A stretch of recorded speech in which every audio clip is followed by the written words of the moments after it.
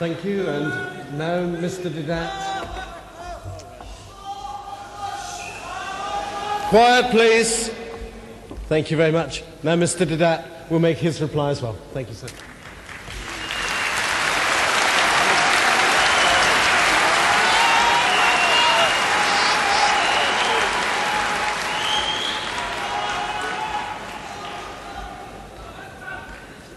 Beginning with John, chapter 15, verse 30, as quoted by my brother Shorosh,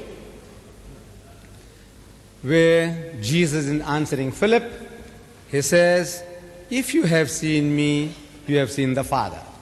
Which by reasoning, the Christian thinks that Jesus is the Father.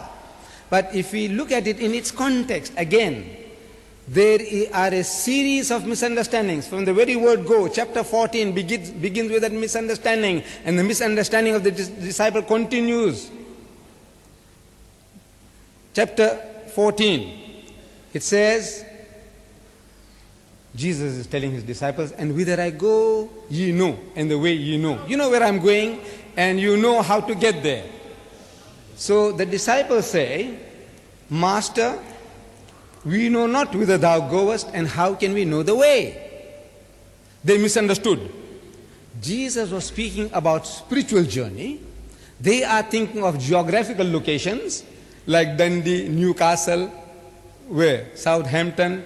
He is talking about God and going to God. So Jesus says, "I am the way, the truth, and the life. No man cometh unto the Father but by me." This was too heavy for them. They couldn't follow what he's talking about. So he says, "Lord, show us the Father, and it sufficeth us." It will be enough. Just show us God. We want to see God with our bodily eyes, and that will be our satisfaction enough.